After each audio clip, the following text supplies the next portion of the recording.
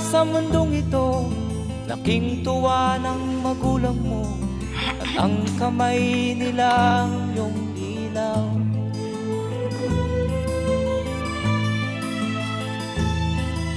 At ang nanay at tatay mo'y di malaman ang gagawin, minamasdan pati pagtulog mo.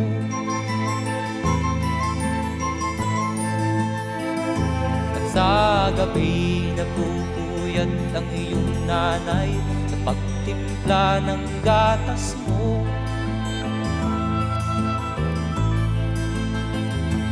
Sa umaga na may kalong ka ng iyong amang tuwang-tuwa sa'yo.